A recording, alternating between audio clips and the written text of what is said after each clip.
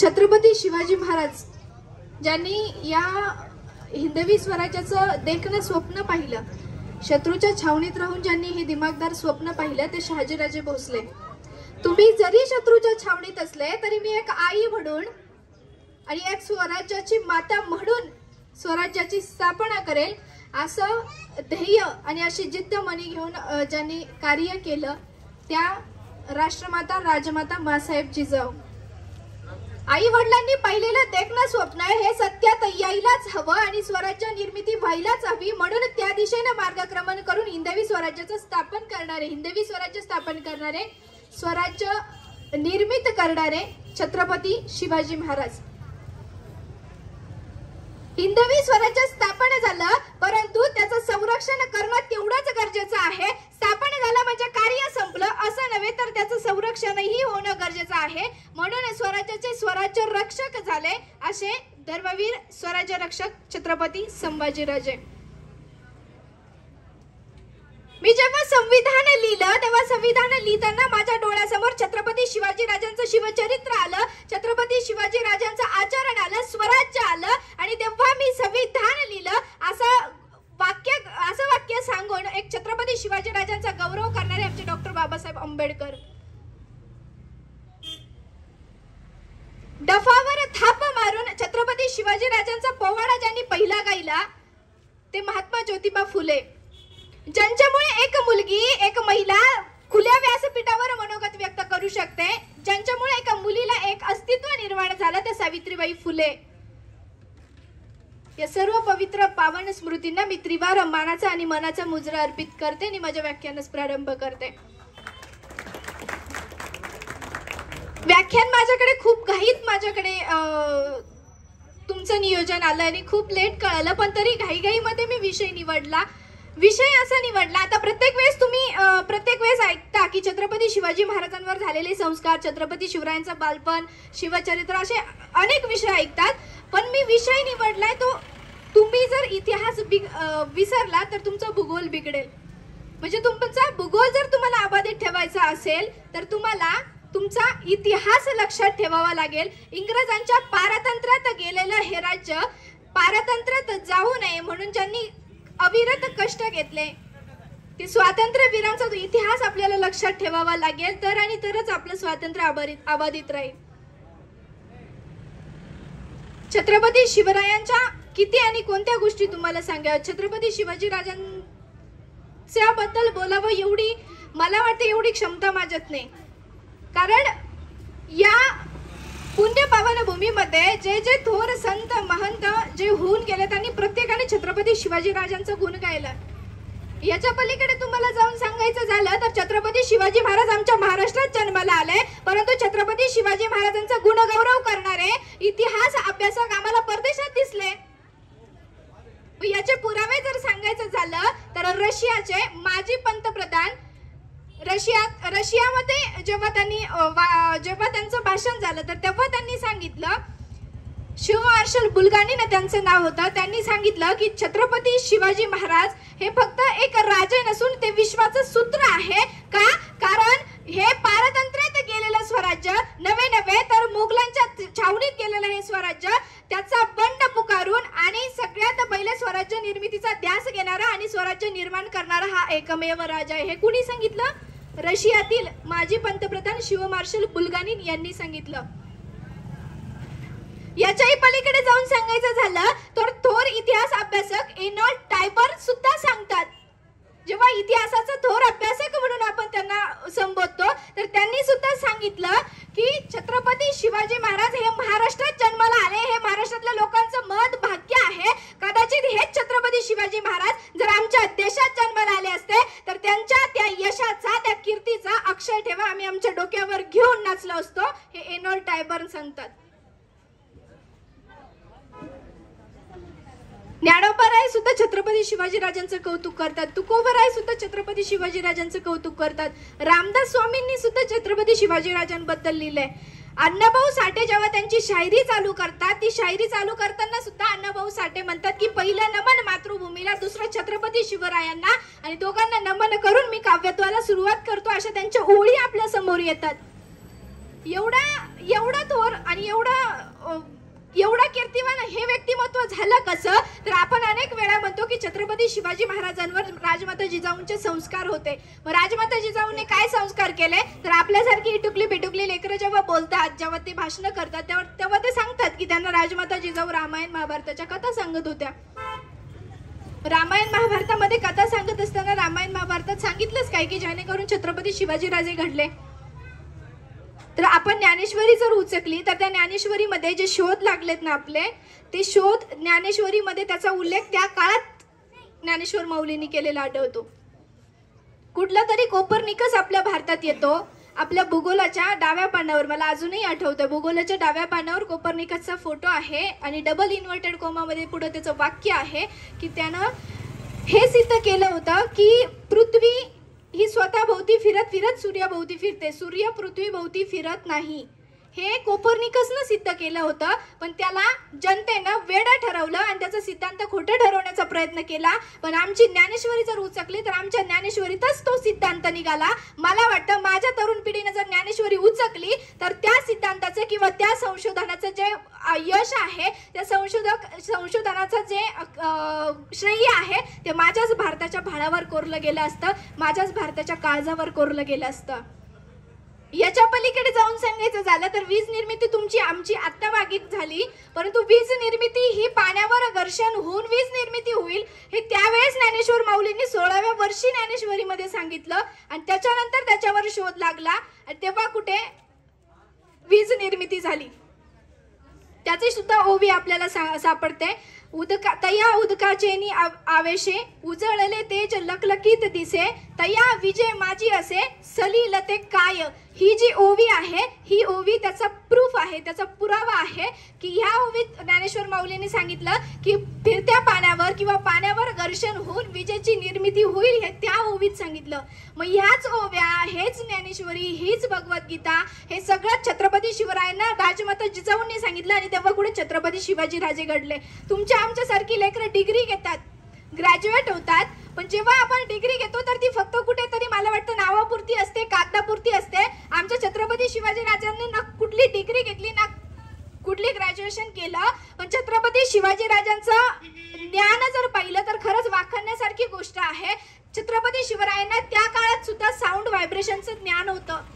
Sound vibration म्हणजे तुमच्या आमच्याला सगळ्यांनाच माहिती आहे. साऊंड व्हायब्रेशन म्हणजे आपण इकडनं बोललं की त्याच्या व्हायब्रेशन समोरच्यापर्यंत पोहोचतात आणि अलगद तो आवाज समोरच्यापर्यंत जातो. हे साऊंड व्हायब्रेशनचं ज्ञान छत्रपती शिवाजी राजांना त्या काळात ज्ञात होतं. तुमच्यासारखे माणसं म्हणतील की तू कोणत्या वर्षात सांगते की साऊंड व्हायब्रेशनचं ज्ञान, कोणता पुरावा आहे की छत्रपती शिवाजी राजांना साऊंड व्हायब्रेशनचं ज्ञान प्राप्त होतं? तर दौलताबादचा किल्ला जर तुम्ही बघितला तर दौलताबादच्या किल्ल्यामध्ये खालच्या तळघरात तुम्ही कितीही सावकाश बोललात तरी एक ना एक शब्द आणि एक ना एक अक्षर ज्या ठिकाणी ज्या सदरेवर छत्रपती शिवाजीराजे बसत होते त्या ठिकाणी अलगद ऐकायला जातो आणि स्पष्ट ऐकायला जातो. तिथे छत्रपती शिवाजीराजांचं साऊंड व्हायब्रेशनचं ज्ञान आम्हाला दिसतं. याच्या पलीकडे जाऊन सांगायचं झालं तर छत्रपती शिवाजी राजांना कार्बन केमिस्ट्रीचं सुद्धा ज्ञान होतं. आमच्यासारखी लेकरं केमिस्ट्रीचा अभ्यास हा फक्त कुठेतरी 30 मार्काच्या प्रॅक्टिकलसाठी किंवा 50 मार्काच्या थिअरी पेपरसाठी करतात, परंतु छत्रपती शिवाजी महाराजांनी कार्बन केमिस्ट्रीचा वापर त्या काळात केलेला दिसतो. कार्बन केमिस्ट्रीचा वापर त्या काळात छत्रपती शिवरायांनी असा केला की कुठल्या लाकडातून लाल धूर येतो, कुठल्यातून काळा येतो, कोणत्यातून पांढरा येतो आणि कोणतं लाकूड हे इंधनासाठी चांगलं असेल आणि याचा वापर कुठे केलेला आढळतो? ज्यावेळेस छत्रपती शिवाजी महाराज आणि त्यांचे मावळे महिनाभर 2 महिने किंवा मोठ्या अंतरावर बाहेरचा प्रवास करत होते, बाहेर त्यांना राहावं लागत होतं, युद्ध रणांगणी लढावं लागत होतं, त्यावेळेस अन्न पाण्याची व्यवस्था व्हावी आणि अन्न लवकरात लवकर शिजलं जावं यासाठी कोणतं लाकूड वापरावं की जेणेकरून त्याच्यातून निघणारी ज्वाला जी आहे ती लवकर अन्न पकवण्यासाठी किंवा अन्न शिजवण्यासाठी उपयुक्त ठरेल. तिथे छत्रपती शिवरायांची कार्बन केमिस्ट्री काम आली. याच्या पलीकडे जाऊन सांगायचं झालं तर आज आपल्याला इंग्लिश शब्द ते उच्चारायला अवघड जातात, परंतु त्या काळात छत्रपती शिवाजी राजांनी साल्ट स्प्लिट नावाची योजना राबवलेली दिसते की जी समुद्र किनाऱ्याचे जे किल्ले आहेत त्या किल्ल्यांच्या आजूबाजूला जी मिठागर आहे तिथे ती साल्ट स्प्लिट नावाची योजना छत्रपती शिवरायांनी त्या काळात राबवली. एवढं ज्ञानी व्यक्तिमत्व आणि एवढा अभ्यासक आणि एवढं तीक्ष्ण निरीक्षण, सूक्ष्म निरीक्षण करणारं व्यक्तिमत्व म्हणजे छत्रपती शिवाजी महाराज होते. आणि त्यांच्या या सूक्ष्म निरीक्षणामुळे एवढं मोठं स्वराज्य घडलं. जेव्हा आपण म्हणतो ना की बाळा तुझ्या मोठ्या मोठ्या ध्येयांकडे लक्ष दे, तुझ्या मोठ्या मोठ्या उद्देशांकडे लक्ष दे, परंतु मी याच्यात पूर्ण विरोधात आहे. मी फक्त असं सांगते की जेव्हा तुमचे उद्देश मोठे असतात, जेव्हा तुमचे ध्येय मोठे असतात, तेव्हा तुमच्या घडणाऱ्या छोट्या छोट्या गोष्टींकडे तुम्ही लक्ष द्या. कारण कुठलीही मोठी गोष्ट घडण्यासाठी एक छोटीशी गोष्ट कारणीभूत असते. चांगली गोष्ट घडली तरी ती एका छोट्याशा गोष्टीतून मोठ्यात रूपांतरित होत असते. आणि वाईट गोष्ट घडली तरी सुद्धा ती पण एक छोट्या गोष्टीतून मोठ्या गोष्टीत रूपांतरित होत असते. त्याच्यामुळे जीवन जगत असताना माणसाने मोठ्या गोष्टींपेक्षा ज्या सूक्ष्म गोष्टी आपल्या आयुष्यात घडतात, ज्या छोट्या छोट्या गोष्टी घडतात, त्या गोष्टींकडे लक्ष देणं जास्त गरजेचं वाटतं. या पलीकडे जाऊन सांगायचं झालं तर छत्रपती शिवाजी राजांचं जर स्त्री संरक्षण पाहिलं ना, खूप बलाढ्य होतं. त्या काळातलं स्त्री संरक्षण पाहिलं तर आता वाटतं की छत्रपती शिवाजी राजांच्या त्या स्वराज्यातलं स्त्री संरक्षण आता राबवणं गरजेचं वाटतं.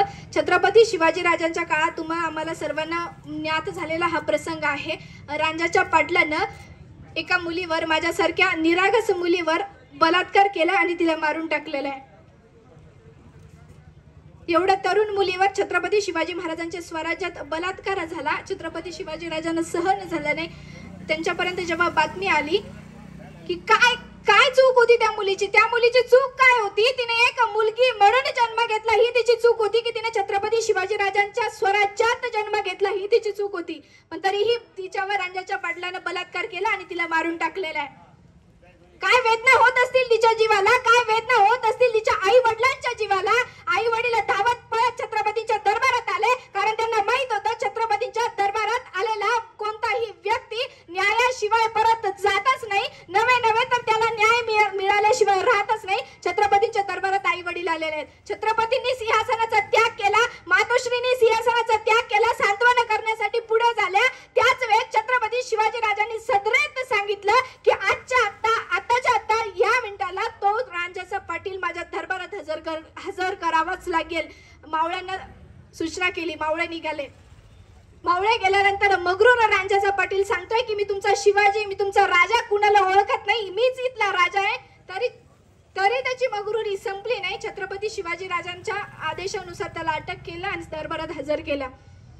एकदा नाही, दोनदा नाही, तीनदा त्याला विचारण्यात आलं की जो तुझ्यावर गुन्हा दाखल झालाय तो तुला कबूल आहे का, परंतु रांजाचा पाटील कबूल करायला तयार नाही म्हणत त्याने नंतर कबूल केला. आणि त्याच वेळेस छत्रपती शिवाजी राजांनी त्यांना आदेश केला मावळ्यांना की या रांजाच्या पाटलाचा आत्ताचे आत्ता चौरंग करा, तोही भर चौकात भरवेशीत. चौरंग्या करण्याची शिक्षा त्यावेळेस सगळ्यात भयानक शिक्षा दिली जात होती. शिक्षा बऱ्याच होत्या, पण चौरंग्या करण्याची शिक्षा जी होती ती भर चौकात केली जात होती. आणि ती ही हातपाय कलम केले जात होते आणि डोळे काढले जात होते. छत्रपतींनी शिक्षा सुनावली, रांजाच्या पाटलाचा भर चौकात भरवेशीत चौरंग्या करा. चौरंग्या करण्याची शिक्षा सुनावल्यानंतर रांजाच्या पाटलाला नेण्यात आलं. परंतु त्यावेळेस जेव्हा छत्रपती शिवाजी महाराजांना विचारणा झाली तर छत्रपती शिवाजी महाराज फार सुंदर उत्तर देतात. या रांजाच्या पाटलाची अशी अवस्था पाहिल्यानंतर माझ्या स्वराज्यात वावरणाऱ्या एकाही स्त्रीकडे, एकाही महिलेकडे वाकड्या नजरेने पाहण्याची आणि कुठल्याही स्त्रीच्या पत्राला हात घालण्याची हिंमत होणार नाही कुणाची. यासाठी रांजाच्या पाटलाचा चौरंग्या करा, तोही भर चौका. आणि त्या मिनिटाला रांजाच्या पाटलाचा चौरंग्या करण्यात आला. एवढ्या भयानक शिक्षा त्या काळात दिल्या गेल्या. कुणाला कडेलोट करण्यात आलं, कुणाला हत्तीच्या पायी देण्यात आलं. छत्रपती शिवाजी राजांच्या या गोष्टी खरंच आजच्या काळात आपण आत्मसात करण्यासारख्या आहे. छत्रपती शिवाजी राजांनी त्यावेळेस राबवलेल्या सगळ्या योजना ह्या शेतकऱ्यांसाठी, गोरगरिबांसाठी तेवढ्याच महत्त्वाच्या होत्या. छत्रपती शिवाजी राजांनी त्यावेळेस शेतकऱ्यांसाठी मोठ्या शेतकऱ्यांकडून कर्ज किंवा कर वसुली केली जात होती आणि त्यातून छोट्या शेतकऱ्यांना जी मदत केली जात होती ती योजना आपण आज वापरतो किंवा आज आपण अंमलात आणतो. मला वाटतं या योजनांचा आपण जर अजूनही छत्रपती शिवाजी राजांचं पूर्ण शासन व्यवस्था, पूर्ण राजकीय व्यवस्था, सामाजिक व्यवस्था जर आपण आपल्या स्वराज्यात, आपल्या या महाराष्ट्रात, भारतात राबवली तर मला वाटतं पुन्हा एकदा शिवशाही आल्याशिवाय राहणार नाही. त्यावेळेस मावळ्यांच्या घराला सुद्धा छत्रपती शिवाजी राजे स्वतःचं घर समजत होते. तानाजी मालुसरे कोंढाणा किल्ला लढायला गेले. तानाजी मालुसरे कोंढाणा किल्ला लढायला गेल्यानंतर तिथे वीरमरण आल्यानंतर छत्रपती शिवाजी राजांनी तानाजी मालुसरेंच्या मुलाला स्वतःचा मुलगा समजून त्याचं लग्न स्वतः लावून दिलं आणि पारगडाचं नेतृत्व तानाजी मालुसरेंच्या परिवाराकडे दिलं आणि सांगितलं की पारगड जागता ठेवा. म्हणजे छत्रपती शिवाजी महाराजांनी वीरमरण आलेल्या एका मावळ्याच्या प्रती, त्यांच्या घराप्रती, त्यांच्या परिवाराप्रती दाखवलेला जो स्नेह भाव आहे तो खरंच वाखाणण्याजोगा आहे. आज जेव्हा सीमेवर आपले जवान शहीद होतात त्यावेळेस आपण फक्त भावपूर्ण श्रद्धांजलीचे स्टेटस टाकतो आणि गप्प बसतो. अशा वेळेस मला वाटतं की छत्रपती शिवाजी राजांच्या त्या गोष्टी आपल्या नजरेसमोर असणं गरजेचं आहे. छत्रपती शिवाजी राजांची शाश्वती आणि छत्रपती शिवाजी राजांचा जे कौतुक आहे ते शत्रूला सुद्धा होतं. आणि त्याचा पुरावा असा की शाहिस्ते खानाचा घडून गेलेला प्रसंग सगळ्यांनाच माहिती आहे. शाहिस्ते खानाचा प्रसंग घडून गेला, शाहिस्ते खानाची बोटं कापलेली आहे. त्याच्यानंतर शाहिस्ते खान स्वतः डायरीत लिहितोय. डायरीत लिहित असताना शाहिस्ते खान सांगतो की जेव्हा हा सगळा प्रसंग संपला, राजेही गडाकडे गेले, सगळे पसार झाले, त्यावेळेस शाहिस्ते खानाची बहीण त्याच्याकडे ओरडत पळत आली आणि सांगते कि गजब हो गया सरकार, गजब हो गया, वो नरादम सीवा मेरी छोटी बेटी को उठा कर ले गया, गजब हो गया. आणि त्यावेळेस शाहिस्ते खान स्वतः सांगतोय, शाहिस्ते खान स्वतः त्याच्या बहिणीला सांगतोय की ना पगली ना वो सीवा किसी की उंगली काट सकता है, किसी की गर्दन मार सकता है. वो सीवा किसी की उंगली काट सकता है, किसी की गर्दन मार सकता है, लेकिन किसी की माँ या बेटी के ऊपर कभी हाथ नहीं डाल सकता. ही शाश्वती शत्रूला सुद्धा होती. शाहिस्ते खानांनी हे वाक्य केले. याच्या पलीकडे जाऊन सांगायचं झालं तर कुतुबशाहच्या जेव्हा भेटीला छत्रपती शिवाजी राजे निघाले, शिवाजी राजांची पालखी वाळवंटात पोहोचली. शिवाजी राजे वाळवंटात पोहोचले. ही बातमी कुतुबशाहला कळताच कुतुबशाह काही मैल चालून स्वतः पुढे आला. स्वतः पुढे आल्यानंतर त्याच्या नजरेत छत्रपती शिवरायांची पालखी दिसली. त्या पालखीला मुजरा घालून कुतुबशाहने त्या पालखीला खांदा दिला आणि पालखी कुतुबशाहच्या दरबाराकडे निघाली. कुतुबशाहच्या दरबाराकडे निघाल्यानंतर जेव्हा कुतुबशाहच्या दरबारात पोहोचले, आदर आतिथ्य झालं. छत्रपती शिवरायांना तेवढाच आदर, तेवढाच मान, तेवढाच सन्मान कुतुबशाहने दिला. तो दिल्यानंतर ज्यावेळेस दरबारात त्याच्या फेरफटका मारायला म्हणून छत्रपती शिवरायांना कुतुबशाह घेऊन जातो, तर कुतुबशाह सांगतो की राजा माझ्याकडे एवढं घोडदळ आहे, राजा माझ्याकडे एवढं हत्तीदळ आहे, राजा माझ्याकडे एवढं पायदळ आहे. या सगळ्या गोष्टी सांगत असताना छत्रपती शिवाजी महाराजांचं एक वाक्य फार सुंदर आहे. कुतुबशाहला छत्रपती शिवराय सांगतात की अरे तू का एवढा गर्व करतोस आणि कुठल्या गोष्टीचा गर्व करतोस की ज्या हत्तीचा, ज्या घोड्यांचा तुला गर्व आहे ना, त्या हत्तीच्या एका ताकदीचा माणूस मी माझ्या सोबत घेऊन फिरतो. आणि त्यावेळेस त्यांच्या सोबत होता यसाजी कंक. त्यावेळेस कुतुबशाहने सांगितलं की राजा तुम्ही जर असं म्हणतच असाल ना तर होऊनच जाऊ द्या, तुमचा पुरावा मला दाखवाच, तुमच्याकडे माझ्या हत्तीच्या ताकदीची माणसं कशी हे मला बघायचेच. त्यावेळेस छत्रपती शिवाजी राजांनी यसाजी कंकांच्या पाठीवर थाप दिली आणि मावळ्याला रणांगणात उतरवलं आणि तिकडून कुतुबशाहचा मदमस्त हत्ती पाठवला. तो मदमस्त हत्ती सोंड फिरवत आला. इकडून छत्रपती शिवरायांचा मावळा यसाजी कंक रणांगणात उतरला. हत्ती पुढे यसाजी आला, यसाजी पुढे हत्ती आल्या. रणसंग्राम चालू झाला. हत्तीची सोंड फिरती झाली. यसाजी कंक सुद्धा तेवढ्याच तयारीने उतरले. आणि त्यावेळी जेव्हा रणसंग्राम चालू झाला तर कुतुबशाहची धडधड वाढली आणि कुतुबशाह ओरडायला लागला की यसाजी माघार घे, यसाजी जीवानिशी मुकशील, यसाजी माघार घे. त्यावेळेस यसाजी सांगतात नाही कुतुबशाह, माघार घेणाऱ्यातले आम्ही नाही. हम रुकते नहीं, हम झुकते नहीं, हम बिकते भी नहीं और हम थकते भी नहीं. मी लढणार कुतुबशाह, मी लढणार. आणि त्यावेळेस पुन्हा छत्रपती शिवरायांना सुद्धा भीती वाटायला लागली की नाही आता यसाजी संपत असतो. त्यावेळेस छत्रपती शिवराय सुद्धा सांगतात की यसाजी माघार घ्या, यसाजी खरंच माघार घ्या, खरंच जीवानिशी मुक्षाल, यसाजी माघार घ्या. त्यावेळेस पुन्हा यसाजी सांगतो की राजा जो माघार घेईल तो छत्रपती शिवरायांचा मावळाच कसला, जो माघार घेईल तो स्वराज्यातला मावळाच कसला. नाही राजा, प्राण जाय पण वचन न जाय, मी लढणार, मेलो तरी चालेल पण मी इथेच लढणार. आणि त्यावेळेस छत्रपती शिवरायांचा मान राखला, शब्द राखले. यसाजीची आडवी तलवार, नंगी तलवार उभी झाली आणि यसाजीची तलवार हत्तीच्या सोंडेवर पडली.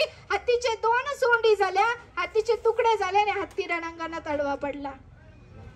आणि त्या ठिकाणी खरं साध्य झालं की छत्रपती शिवाजी राजांसोबतचे माणसं सुद्धा तेवढेच तोलामोलाचे होते. आपल्यासोबत आपण जेव्हा वावरतो त्यावेळेस सुद्धा तेवढेच तोलामोलाची माणसं घेऊन फिरणं गरजेचं असतं.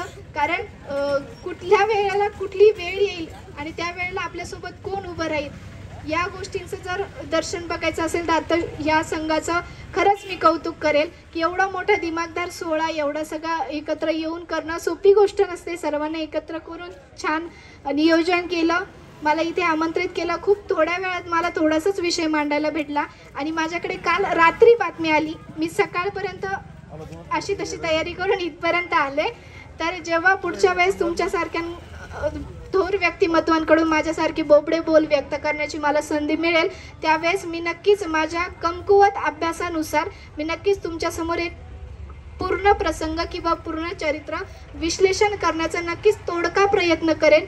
हीच माझी एक माफक अपेक्षा असेल की पुन्हा मी या ठिकाणी येईल, तुमच्या सगळ्यांचं दर्शन घेण्याचा योग मला प्राप्त होईल अशी अपेक्षा करून मी वेळेचा अभावी, वेळ कमी आहे आपल्याकडं, मी माझ्या वक्तव्यास माझ्या व्याख्यानास पूर्ण विराम देते आणि छत्रपती शिवरायांच्या चरणी झालेली सेवा मी अर्पण करते. तुमच्यासारख्यांसमोर, महान व्यक्तींसमोर मी माझ्यासारख्या टिमटिमत्या दिव्यानं, तुमच्यासारख्या तेजस्वी सूर्यासमोर बोलणं एवढी सोपी गोष्ट नाही आहे. तरी तुम्ही ऐकून घेतलं तर जे काही माझं चुकलं असेल ते माझ्या बुद्धीचे आणि वाणीचे दोष आहेत आणि जे चांगलं असेल ते छत्रपती शिवरायांचाच आशीर्वाद आहे असं समजून तुम्ही ते ग्रहण करा एवढीच अपेक्षा व्यक्त करते आणि थांबते. जय जिजाऊ, जय शिवराय, जय